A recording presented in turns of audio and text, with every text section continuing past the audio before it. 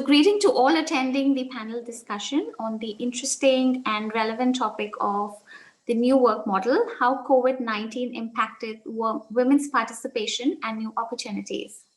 I would like to start with welcoming our awesome panel of special women industry leaders from the maritime sector. A very warm welcome to you all.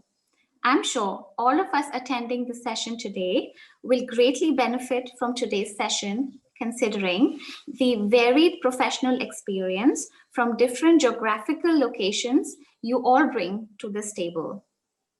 I would like to start with a virtual roundtable with our brief introduction to the panelists. Danae Bezantakou is the CEO of Navigator Shipping Consultants. Danae is also the Secretary General of the International Propeller Club at the Port of Piraeus and the President for I4U Greek Mentoring Network, which empowers women entrepreneurs through mentoring and networking. She is also the organizer of the famous Navigator Shipping Forum. Danae was appointed as the European Young Leader in 2013 and as a Young Global Leader at the World Economic Forum in 2015.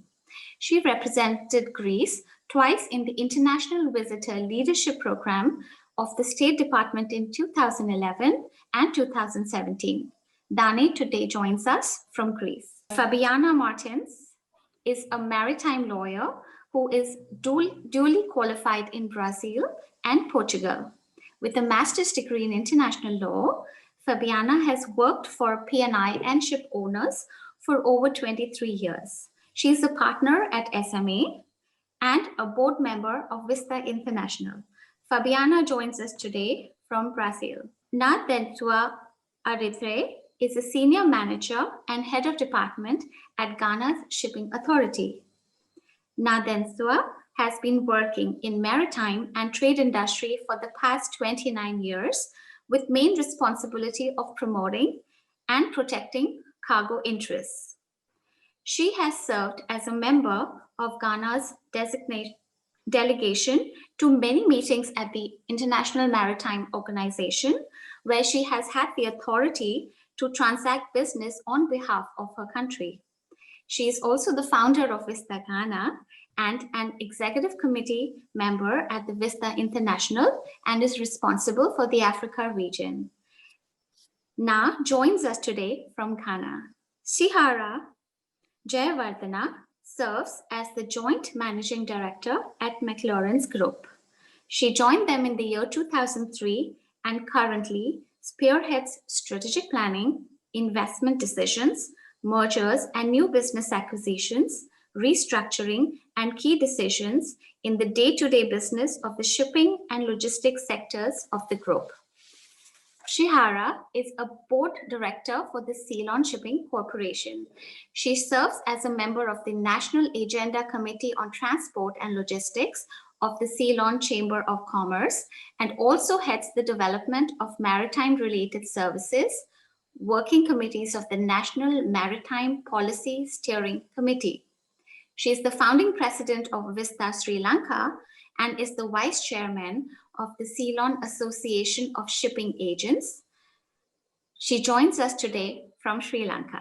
Ms.Yasmina Rauber is an executive and leadership coach. She started her shipping career in 1995 as the only woman trader in her organization, Alcotra SA, where she was in charge of all purchasing from Asia, which was mainly India and China, in 1999.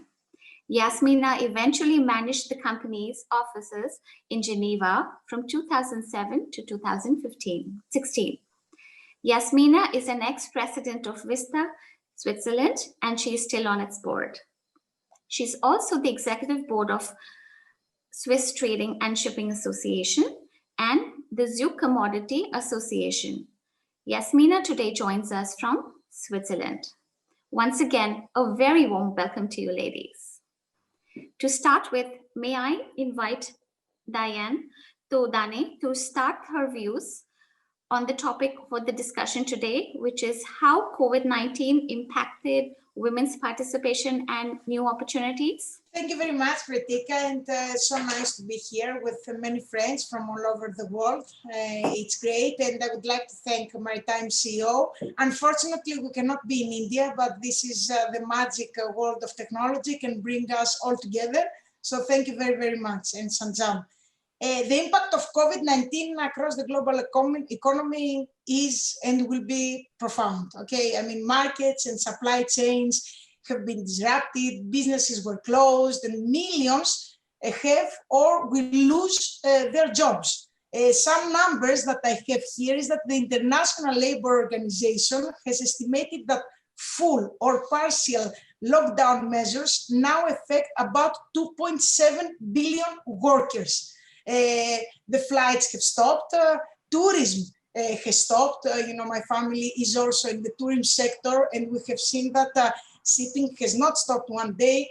On the contrary, tourism has been in zero, completely zero. You know, it's very, let's say, in a shock when you see, when you're an entrepreneur and you see nothing coming in your bank account, not because of your fault, but because world is not working. And this is the challenge, I think, that the women are having. I'm representing women in many organizations all over the world, and I have seen that we're 50% of this world, and we're not so part of the economy. And the reason that we have to be part is that there is a great opportunity after this reset. And women are better in crisis. I mean, we are getting better results when we are into crisis. We're seeing, because we have long-term targets, and we're very patient. Of course, on the other hand, the men are risking quicker, but now it's not easy to risk. So what I have seen from my point of view is that unfortunately we will be affected a lot. We have been multitaskers, and now the COVID crisis is bringing one more problem in our lives. You know, in many countries the schools have stopped working, so that was also part of the woman and especially of the maritime women, of the women in shipping, that we had to control family and sometimes teleworking, that we will speak more in the, you know, in the after in our discussion. On the other side, we're seeing many countries being governed by women. We recently were having the first woman vice president in USA. So this is, and the results are very good from these governments. Here in Greece, we're seeing many women daughters taking over big shipping companies, and I have to be that I am positive of what's happening and what I'm seeing with this COVID, because this reset of economy is also helping the role of women getting a better place. We need to be more involved into technology. We also see many women in startups, and in the maritime sector, also in many startups of the maritime cluster. We're very good in brainstorming and synergies, and this is also through all these discussions in the virtual conference, we have seen many friends and women and men in the panels. And last but not least, because it's always good in a crisis, the crisis brings opportunities to see that I see more panels with women and men. I see more women being voted. And this is very important also for the maritime sector, because shipping is controlling 90% of this world. So, thank you. Yes, thank you very much. Thank you. Appreciate your views. Fabiana, may I invite you next? Thank you. I think I will continue from what Dana was speaking about, the political empowerment, because if we go back from the beginning of 2020, we were in the position that women, we were doing well in education and health and survival gap. But we were not doing very well in political empowerment of women. This was something that we still need to improve. And what we are afraid now is that after the impact of COVID, all the gender gap, we will not have the improvements that we were having in the beginning of 2020. So it's very important what she was saying about the political empowerment. We need to take from that. We need to take from what we were having, the increasing that we were having in education and in health, and also keep improving in the political aspect. That is very important also to reset and to recover from this pandemic. We are monitoring the impact of COVID on women since the beginning. And what we have seen is that there is a very disproportionate impact on women. This is a crisis that is really impacting women.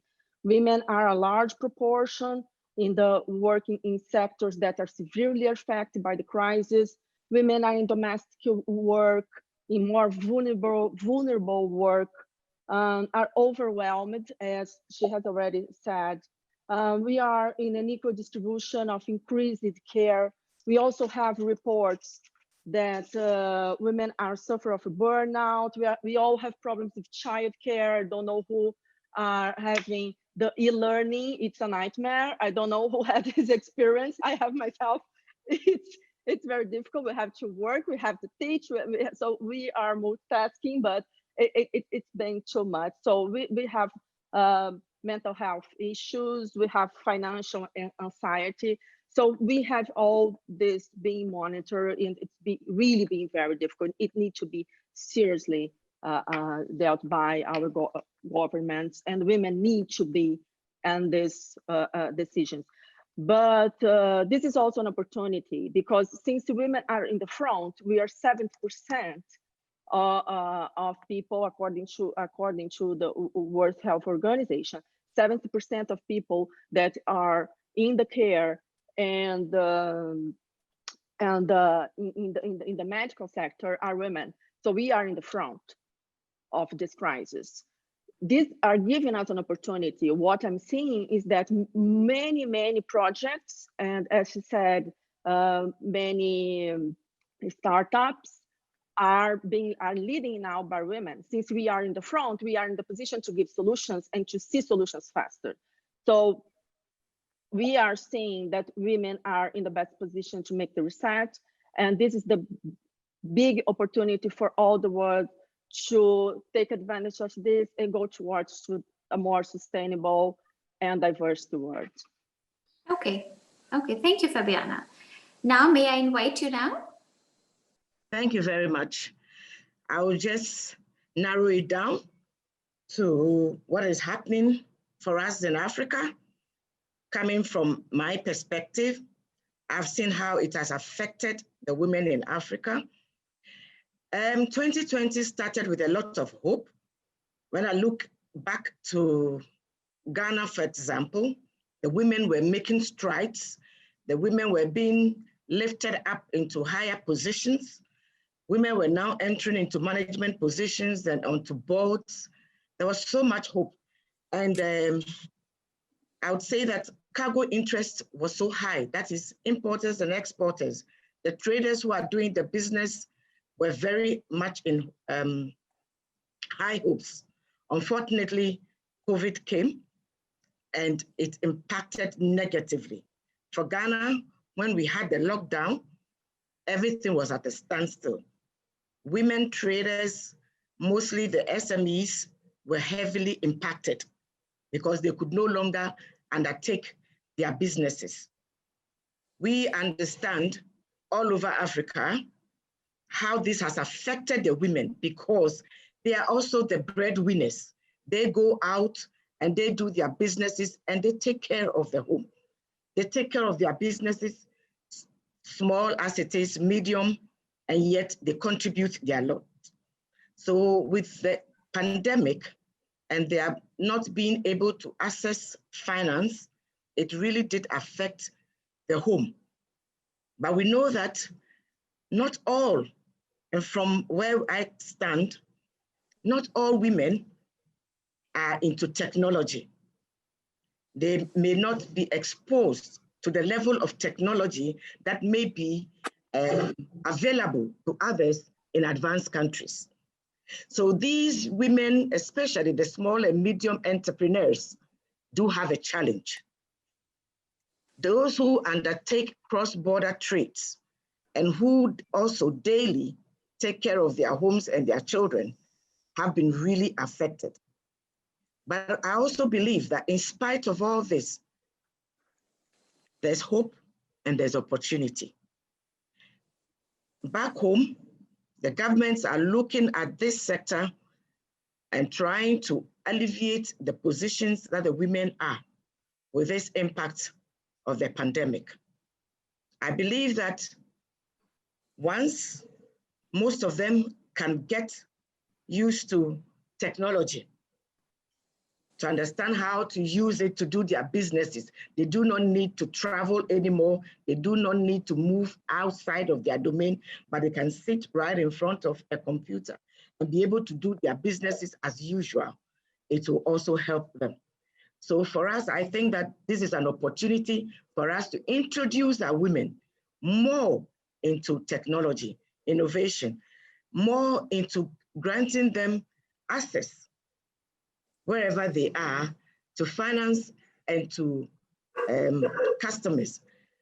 And so I would say that the new program that the whole of Africa is considering, which is the African Continental Free Trade, is a big opportunity for women, especially in Africa, to have the opportunity to overcome the impact of this pandemic and to be exposed to technology.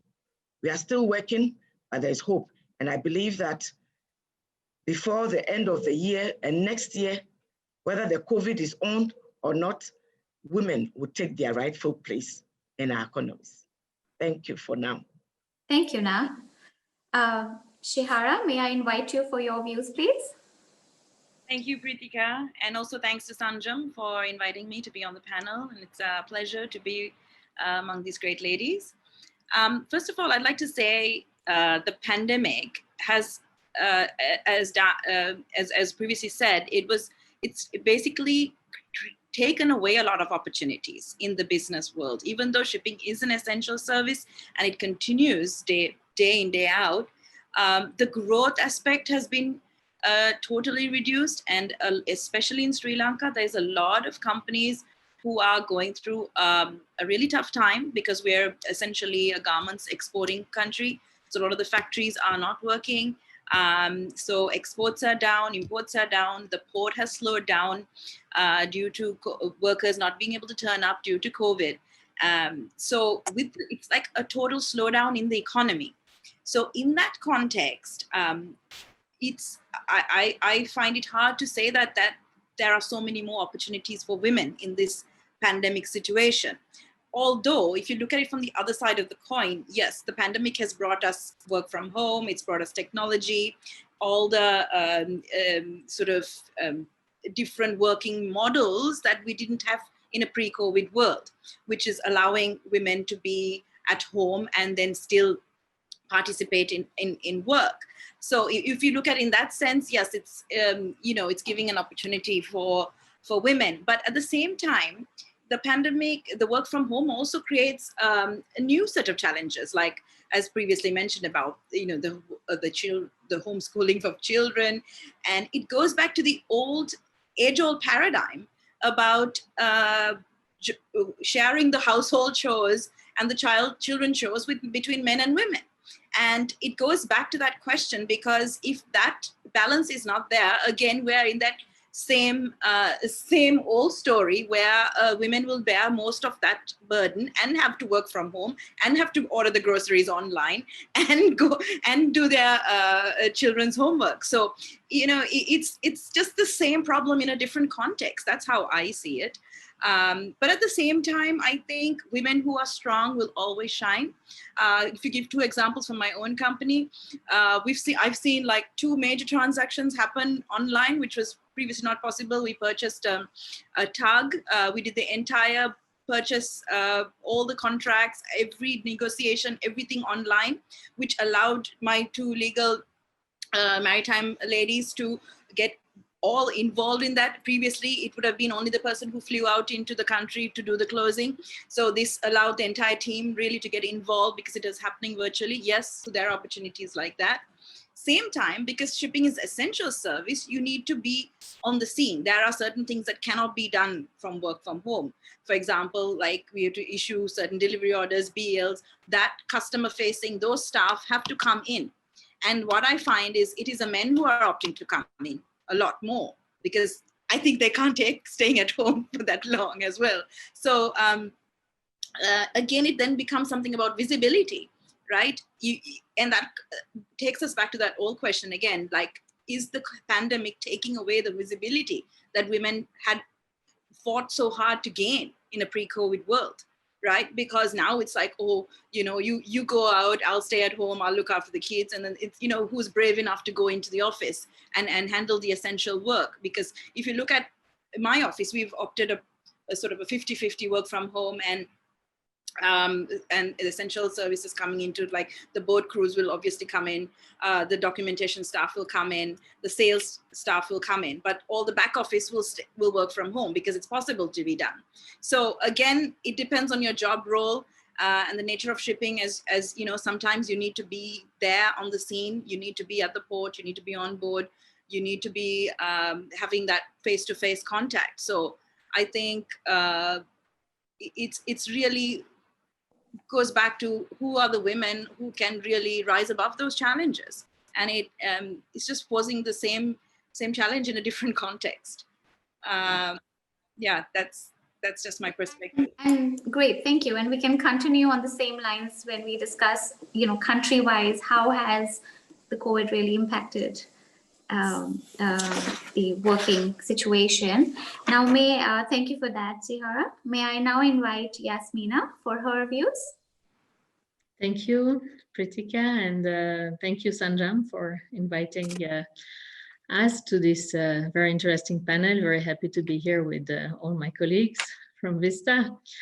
I would like to raise one issue that has been a little bit mentioned, and it's mainly the mental crisis, because the UN General Secretary has explained that even our world before COVID was not responding to the growing mental crisis. And with what is happening now, we are going to have a massive psychological distress. So this is something I would like to bring to the table, because we know the difficulties, and we are going to discuss it later on, and it has been already mentioned about all the chores that the women have to take care about during this COVID crisis. Even if the fathers are at home, it's still the mothers that the kids want to talk to. We will discuss all this in detail later, but what I would like to say is that it's also the position of the leaders. And this is where women are entering, because if we're going to have more women leaders, this is where they can play a role. And it's also women who are not yet leaders. It's everybody. It's the women. They have to take a stand, and they need to speak up, because everybody, there was some research done, and 74% of the people interviewed, they expect their leader to show more emotional intelligence and more empathy. And this is something typical from that women have. So women leaders today have to show that to their teams in a much stronger way, because they are not seeing their team face to face. They are behind the screen, and being behind the screen, you are taking away a lot of your feelings, of the exact light that you can have in your eyes, or the way your gesture, everything. What you can analyze usually when you are face to face with someone, is disappearing more than 70% behind the screen. So it's much more difficult to, and much less tangible. On the other hand, it seems that 54% of the leaders are overwhelmed by this expectation because they haven't been trained for that. They don't know how to handle it. So companies should be training their upper management to have more empathy, because this is not something which can be self-taught. They also expect their manager to be authentic about their own situation. Do they have a struggle at home because they have kids, or they have to take care of other chores?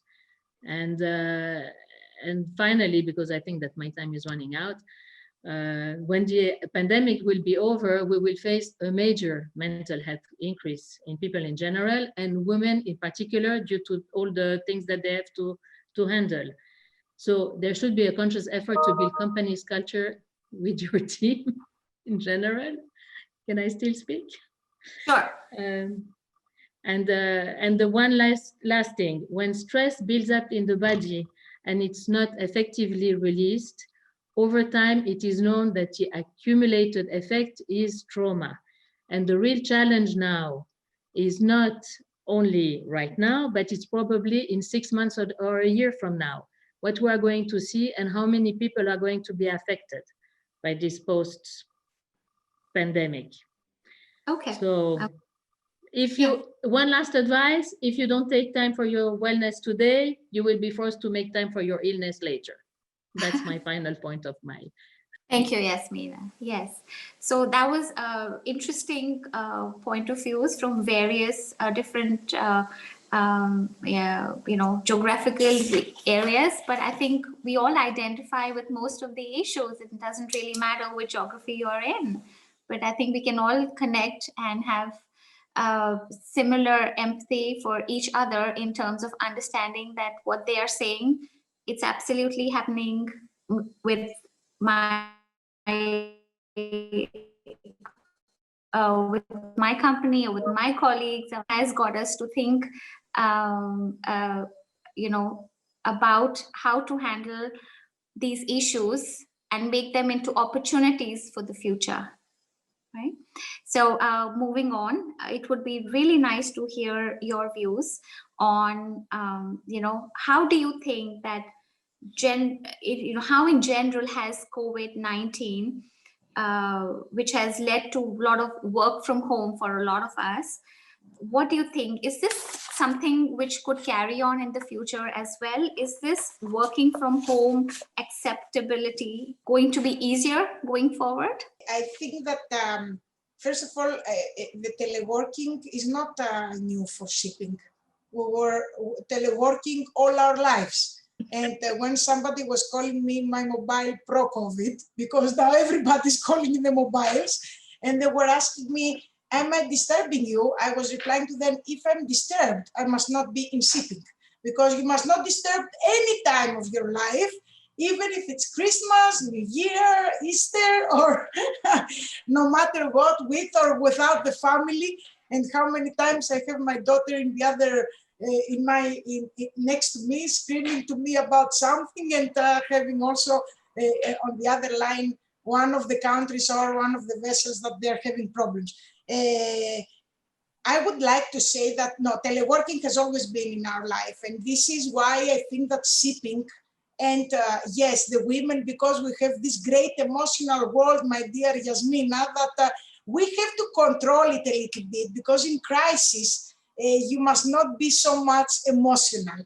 In crisis, you must be a little bit tougher than before, because the crisis need this, let's say, tough characteristics. And I can tell you that history has shown that women are showing very great characters and strong characters in the how to fight the crisis. So yes, we're working from yes, emotional intelligence always, but the emotional with the intelligence sometimes is not so great combination.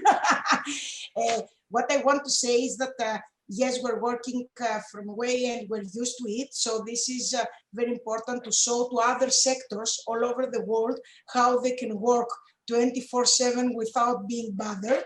I think that there is a great opportunity of upskilling and reskilling, because teleworking has shown that many jobs can be done with less people.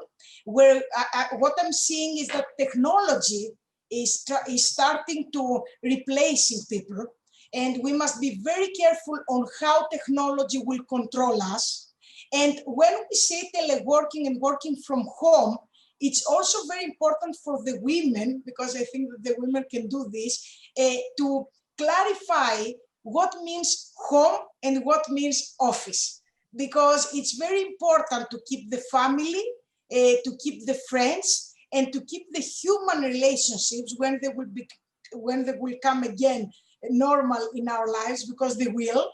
The hugs and kisses will come back in our lives. It's very important to have this difference of home and office. And also something that teleworking is not bringing to us is the brainstorming in the office, is the networking possibilities, to speak with people, to exchange views, which is shipping is, every day in shipping is different. So we cannot follow the same routine, and the human relationships and the human contact in office helps a lot to go ahead. This is my opinion. Thank you very much. Thank you.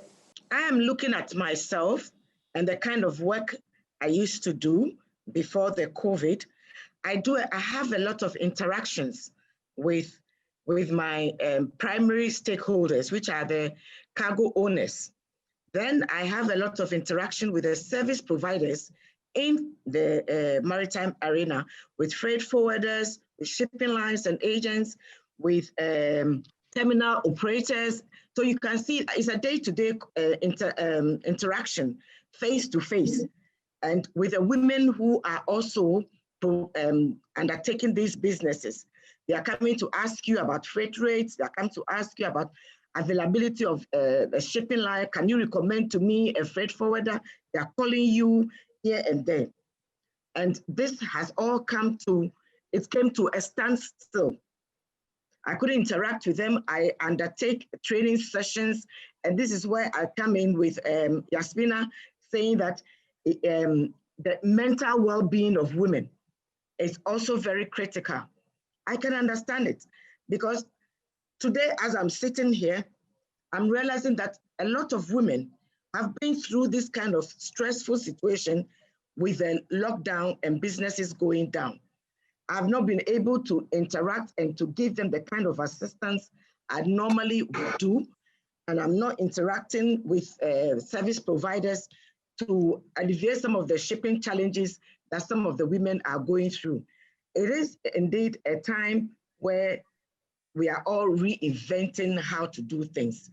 Diana said there's a need for reskilling and retooling and all that. That is correct. But from where I come from, this is the time I believe that my women will need to be exposed. So I agree. There'll be the need to give them the opportunity to know more about technology, more about what they can do, even with this present situation. I see the opportunities for them over there. But then I also see the difficulty that they are going through. Staying at home, working from home, for me, it was easy because my children are grown up. And so I don't need to work with anybody, homework or but at the same time, I realize that I keep on doing more of the chores at home or focusing on the work itself at home than on the work that I have brought from the office to do. Your mind is automatically pushed towards there. So you go into the kitchen and up, in and out, and then you later in the day, you come and sit behind your computer to do some work. You can't give the same attention when you are working from home. But I believe that the same time too, you've had the opportunity to reach more people. Like today, I'm talking to more people because of technology across. Sanjam has made it possible for us to talk to someone in Brazil, to talk to somebody from Switzerland, to talk to somebody from Greece. It is an opportunity. We are reaching the world. And yet there are challenges inherent. And I want to talk about this. Mental health is critical, it's important. Not only that, but and I know that this month is the month for violence against women, and we must all rise up and campaign against that. I'd like to end here so that somebody else will take the floor. Thank you, Rana. Well, I think that here in Brazil, we still had some issues in digitalization that now COVID anticipated a lot. We started talking about 5 years of anticipation, then 10, and now we are talking about 15 years. So many procedures, especially in the public service, many procedures that we were not digitalized now are.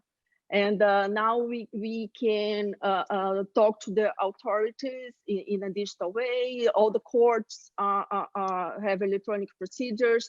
So things are happening faster. We don't need to travel anymore. It's good in one extent. So it's good for Brazil, and it's good for business, and it's good for shipping. But in another extent, for sure, as a consequence, we will have more unemployment because there were many people that were doing this work and that now will not be necessary. And even in my firm, I have some lawyers that they are saying, look, I usually to take a day trip, and now I just talk to the judge. I wait for a couple of minutes, okay, but I can talk to the judge by my office, so I don't need to have a day trip anymore. So it's good. We save money, we save time, we solve the problem for the clients. So digitalization to Brazil as a developing country, it's a very good aspect, I think, in COVID, especially in the public sector. But in the private sector and in the production, if you think about production, we still need interaction in the ports, in attending the ships. So in my personal experience, for example, I work with incidents in crisis. When COVID came, I was attending an incident. So I was not a very I would say there's not really, I could not lock down because I'm in essential activity. So we still have this in the private sector, and I think we still have this. What I think that this new possibility and technology brought to us with COVID was the freedom. We will be more free to work from other places than the office. I think previously than COVID, people ask, is Fabiana in the office? And now people don't even ask, because it doesn't matter if I am in the office or if I'm not in the office. So this is an aspect that I think will not change. This came and it will not change. We will work, and it doesn't matter if you are in the office, if you are not in the office. It really doesn't matter. And another thing that it came for, and it's a trend for shipping, is that, as Naa said, it put us more together, globally together. Because yes, I already used Zoom, we did a conference, video conference, but it was not that popular. It was not globally popular that it is now. Now people just get in an WhatsApp and send a Zoom invitation, that's it. So it's easier and just to have a person from Hong Kong and an opinion from an expert from Hong Kong. Did I do it before? Yes, but it's easier. We are all get more used to do it now. So I think it came, and now I will just finish because I think it's a good opportunity for what Shehara said, that we will have a shift that we need to adapt. We will have unemployment with all digitalization and all the problem in production. So we all know that we need a sustainable world. So this is the opportunity that all the society will have to keep women in the workforce And we need to, and we have this opportunity in associations like the one that we are now, like WeStan and other ones, like SheEO and Maritime SheEO and all these organizations, to get connected and to have these women in the work. Because now it's not just, oh, I will think about a Brazilian or a very small network. Let's think globally. Let's think about all professionals in the world as a big society that we are. So that's what I think that came, but we need to be very, very clever and smart to adapt very fast, because there will be challenge in this recovery from COVID. And sorry to say, it's very important. It's a reset. We must say again and again that it's a reset that finds the women in the best possible position of the last 100 years. So let's be part of the reset and not be kept into, this is what I was saying before, I'm not underestimating the emotional intelligence, but let's not stay to emotions. Let's see now how we can get it further, because the numbers have been stuck for a long time for the women leaders. And now there are role models, there are organizations to help. So let's be part of the economy. Shehara, may I invite you now to express your views on work from home during COVID?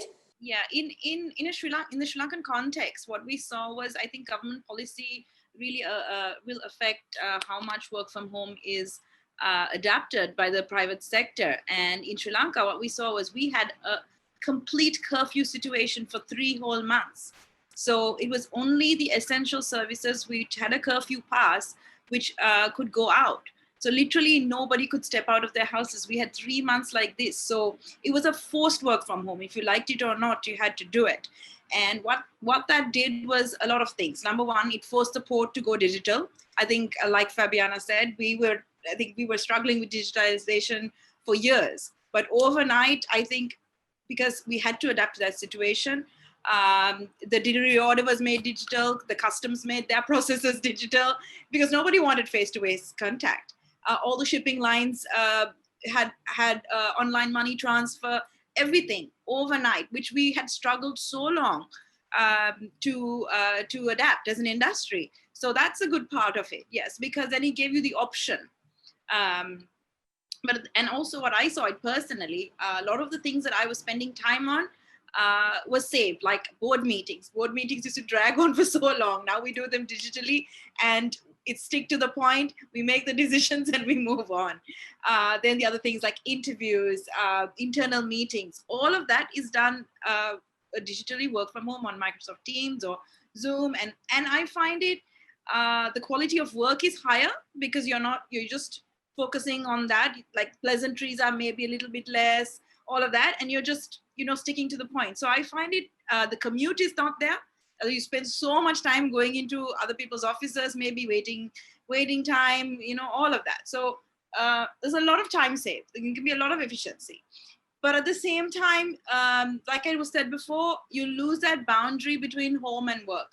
What is home and what is work? Because anytime you can, anyway, in shipping that was there, but then there was always, you come home and then there was that time where you sort of log out, but you don't have that now, because anytime, even at work or even during the day or in the evening, it's work. So that distinction between what is home and what is work kind of disappears with work from home. And the other thing that I see is going forward, how will we adapt to this? Companies are finding in Sri Lanka that it's cheaper to have people work from home. Yes, you give them data and a computer, but you're saving on the electricity, you're saving on all the extra fancy things that you used to have for people in the office, like, the lounge and this and that and the all the things that you do to entertain your staff, right? So what we're finding is, yes, it's more efficient, but at the same time, people crave that networking. People want to come in, yes, and they want, especially in shipping, there's cocktails, there's entertainment, there's dining, wining, and that's where the real deal is done, as you all know. And without that, it loses that passion, that sort of zest, which keeps us all in our industry. So I don't think a permanent work from home is going to work, but I think it'll be a hybrid model going forward, where you'll have maybe people will opt for like 2 days work from home, 3 days come in, do the essential stuff, get back, and then cut the real unnecessary stuff that we were spending so much time on before. So going forward, I feel that will be the new normal, because even after COVID, companies will realize that there were benefits of work from home and that they will try to bring that in and give that option. But it will never be 100%, because as in our industry, interaction is critical. So that's my viewpoint. Okay, thank you. Thank you, Shehara. I have to say that I'm totally in line with you with what is happening also in Switzerland, what we have seen.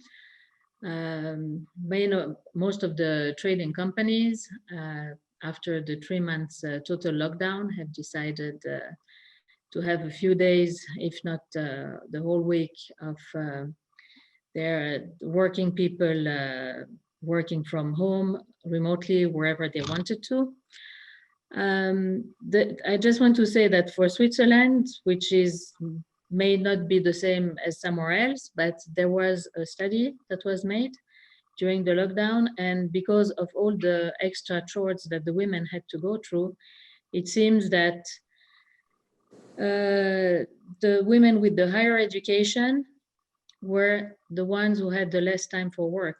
So if you are a manager and you have a family to take care of, then you are in trouble, because you are expected to deliver much more because you are home. You don't have to commute. You have they believe that you have this fine space where you can adjust yourself, which is much more comfortable than being in an office. So what is happening is that women, as like all the others, have to attend all the meetings. All the Zoom meetings, they are very well, they are very nice. However, the problem is that in many instances, and this was reported to me by several women and from all over the world, saying the problem is that now people have access to my agenda and they book me Zoom meetings from internationally. So I start at 8 o'clock in the morning, I stop at 8 p.m. in the evening, the good days, and I don't have breaks in between.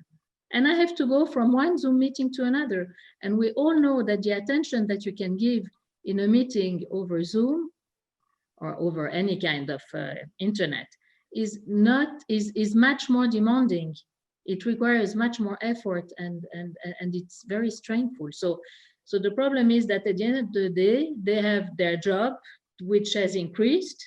They don't have the time to rest between meetings. They have to do their work. And then they have to take care of the household, and they have to take care of the kids. And so these women who are at high level, they have much less resources to do that. Because in some countries, maybe you have people who can help you at home. But in other places, like in Switzerland, you're in lockdown. I mean, you cannot have people come and clean your house. So who is doing the cleaning? We don't talk about these simple issues. It's a lot of time that you have to spend doing all the extra things because more people are at home. So you have more things to do regarding your household, just to start with the basic things. So all these women, this is why I say that these women who have more empathy, I'm not going to use the emotional intelligence, who have more empathy, this is when they can come in and they can look at their teams and they can think about the situation they are in and try to find solutions. So I've heard several people talking about several solutions, and some of them start a meeting at 9 o'clock in the morning, everybody on Zoom, and they do a meditation for 5 or 10 minutes. It's just to ground the people, to make them realize that they are part of a community, which is their company, that their company is thinking about them, and that the company is doing something for them. And they want to make sure that they are feeling good. And it's small things that can have a very big impact on people. Small gestures. Another company, they have outsourced all the shopping, grocery shoppings. So you hire a company because you don't have to pay for all the traveling any longer. So maybe part of that budget that you have, in case your company is still doing well. I'm not asking that for the companies who have lost a lot of business, but the one who are able to do that, it would be nice. Okay. Thank you for that point of view, Yasmina. So as I see it, it looks like that the situation is the same as like every cloud has a silver lining, and that's a very apt situation that we face now with COVID, which brings along its own set of difficulties, yet it brings along some opportunities. And as I see it, I also feel that next time a person wants to work, a woman specifically, if she wants to work from home, at least the question will be, is it possible or not, will not come to the boss's mind. They might be more open to somebody who has a requirement to work from home, because technology would have enabled that work to be done from home. So I really thank all you ladies today for your time on the panel discussion. And I would also like to thank you ladies for your support and dedication towards encouragement and empowerment of women in the maritime industry.